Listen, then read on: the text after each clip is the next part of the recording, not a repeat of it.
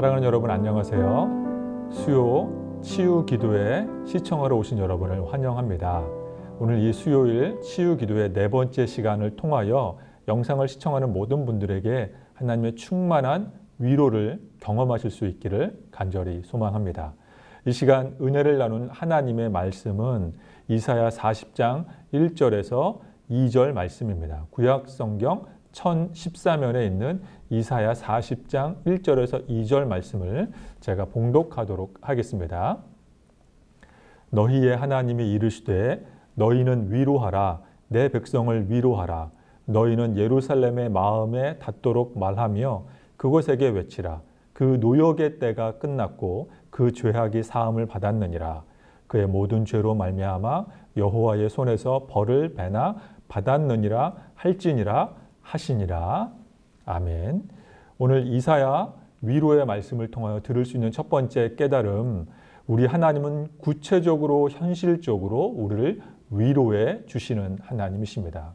하나님은 우리를 구체적이고 현실적인 방법으로 위로해 주시는 하나님 되십니다. 이사야 40장의 배경은 바벨론 포로기 시절에 이스라엘 백성들에게 선포된 말씀입니다. 이스라엘 민족은 바벨론 땅에서 포로 신분, 약소민족, 멸시받는 소수민족입니다. 마치 감옥에서 붙들려 있는 상태와 다름없습니다. 그런 상황에 있을 때 가장 기쁜 위로는 감옥에서 풀려나와 자유의 신분을 갖게 됐다는 뉴스입니다. 하나님은 이처럼 우리를 구체적으로 위로해 주시는 하나님이십니다. 어떤 방법으로 이스라엘 백성들을 위로해 주셨냐면 바벨론 포로기를 완전히 끝내주시고 자유를 선사해 주시는 방법입니다. 1절과 2절 말씀에 잘 나와 있습니다. 제가 다시 한번 하나님의 말씀을 읽어보도록 하겠습니다. 너희의 하나님이 이르시되 너희는 위로하라. 내 백성을 위로하라.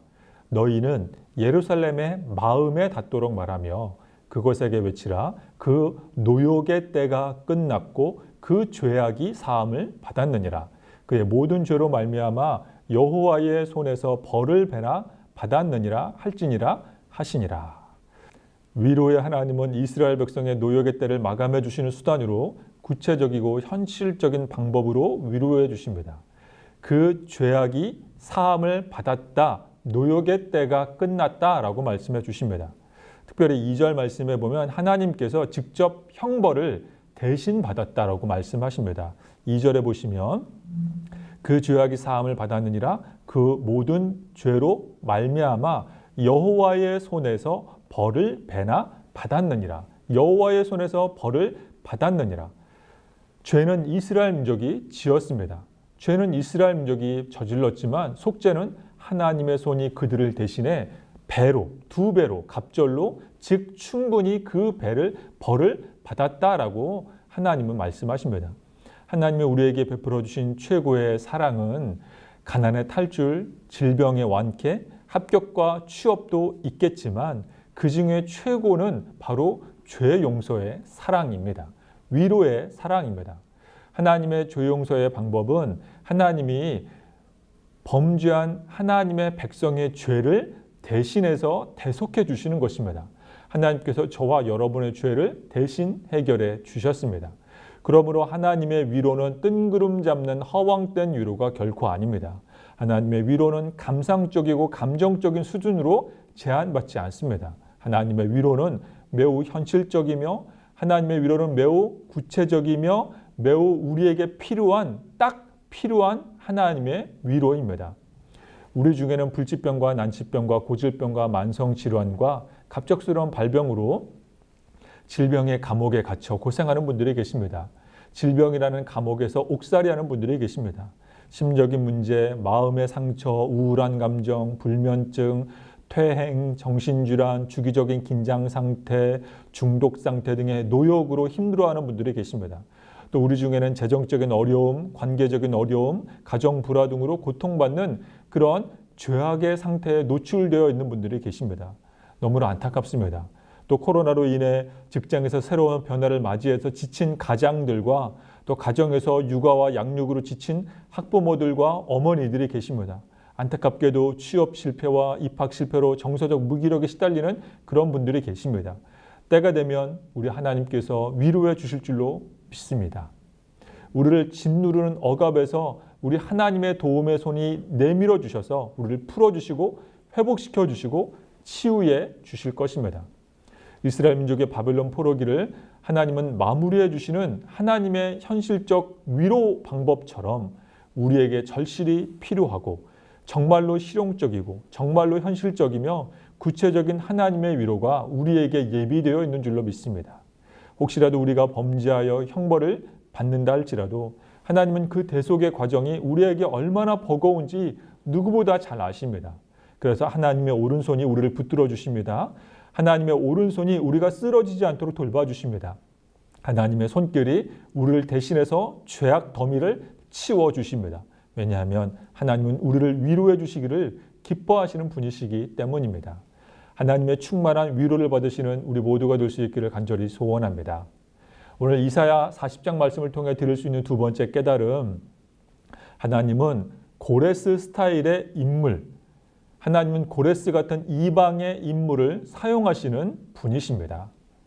우리를 향한 하나님의 구체적인 위로를 위해 하나님이 사용하는 특급 등장인물이 있습니다. 의외의 인물, 바로 페르시아, 메대와 바사의 제왕 고레스 왕입니다.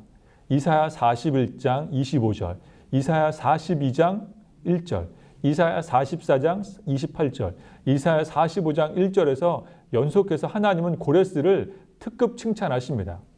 내가 한 사람을 일으켜 북방에서 오게 하며 내 이름을 부를 자라고 하십니다.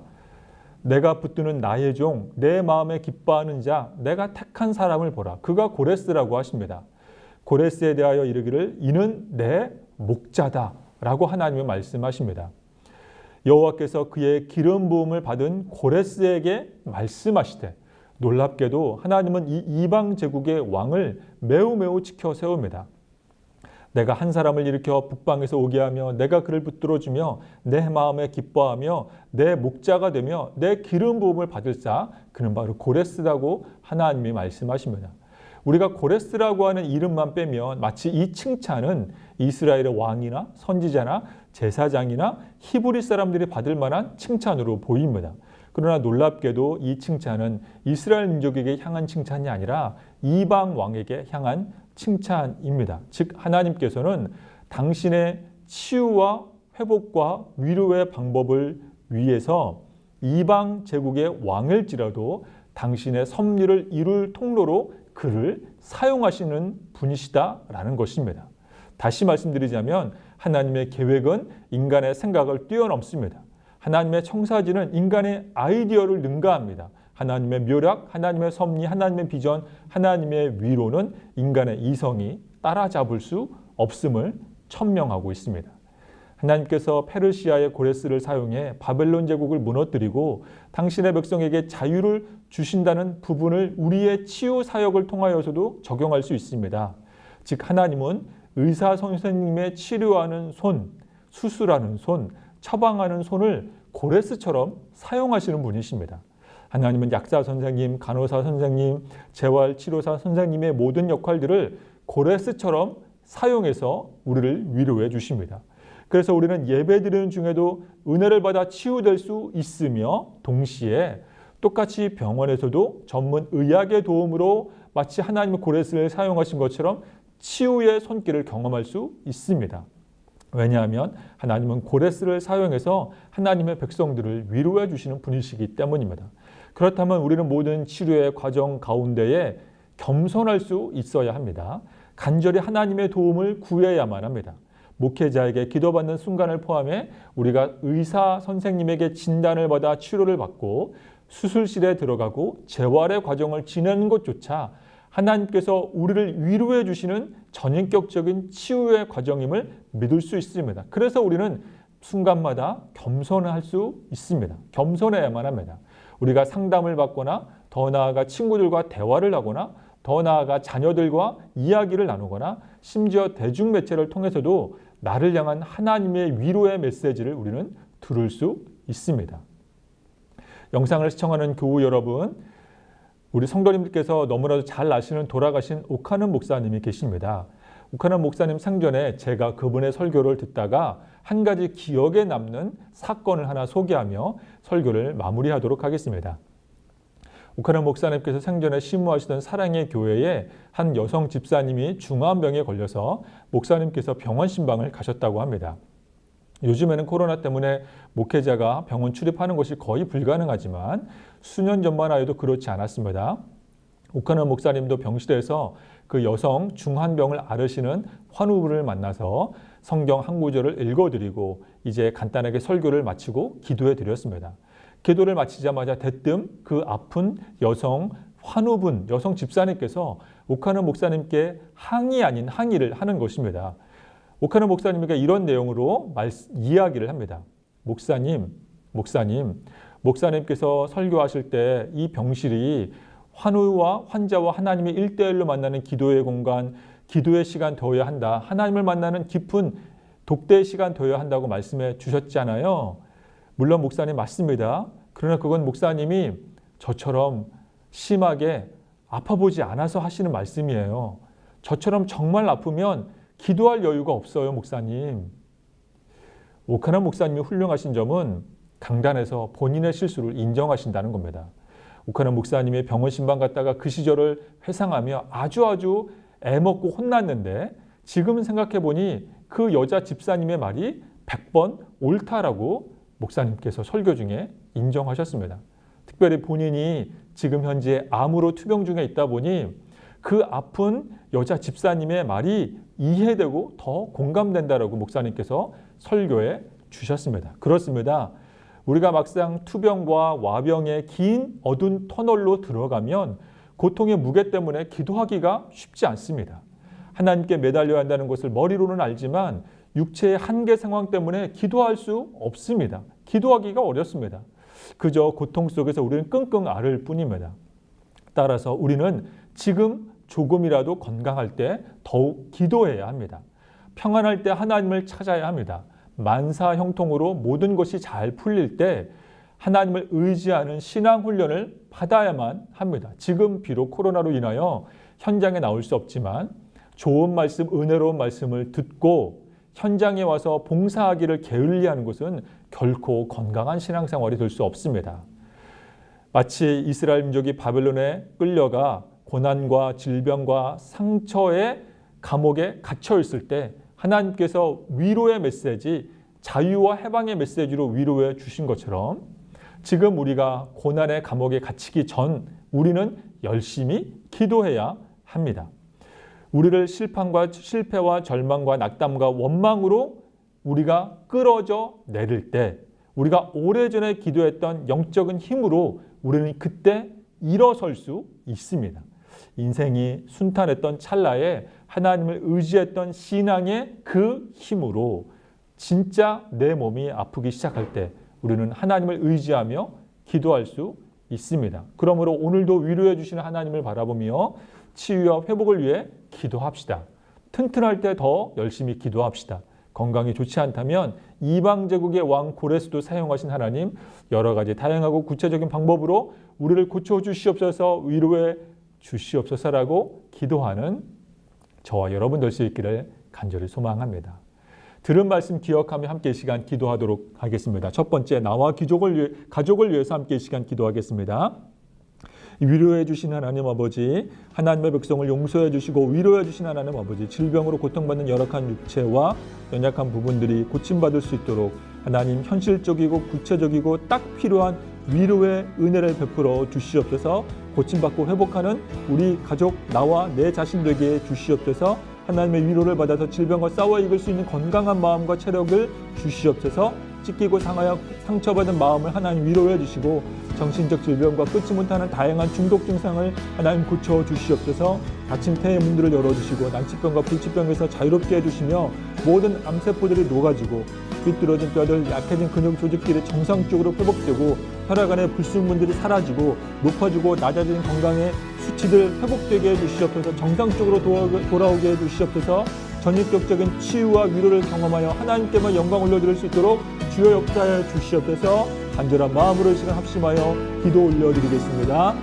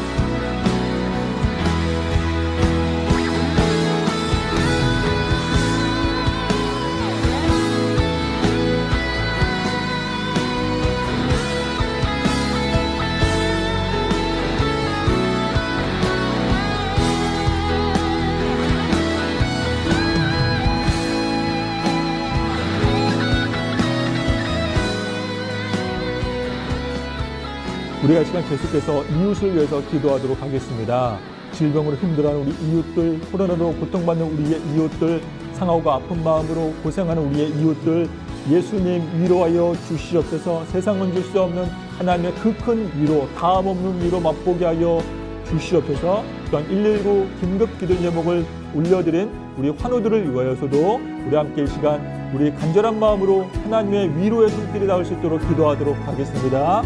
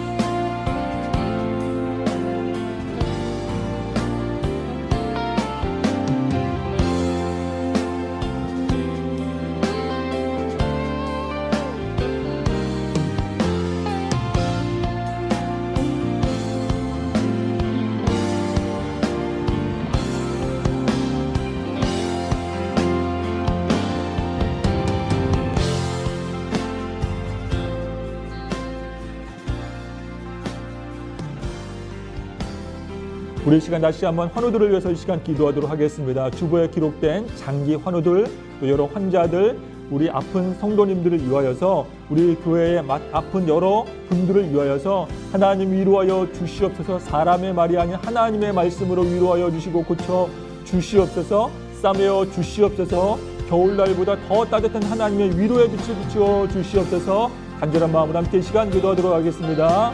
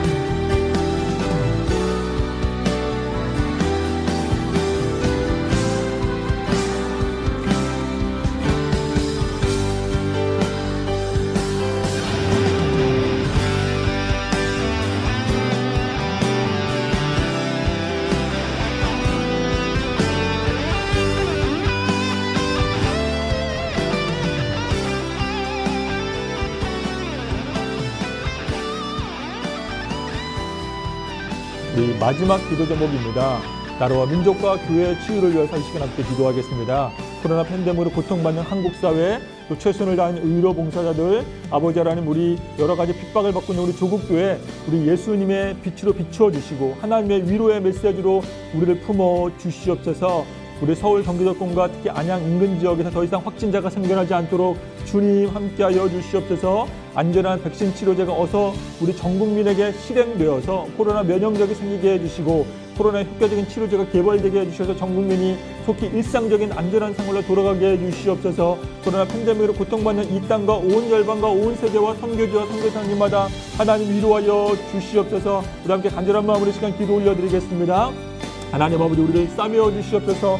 생명 싸게 안에 품어 주시옵소서. 우리가 다시 한번 하나님의 위로를 받아 다시 한번 일어날 수 있도록 주여 우리와 함께하여 주시옵소서.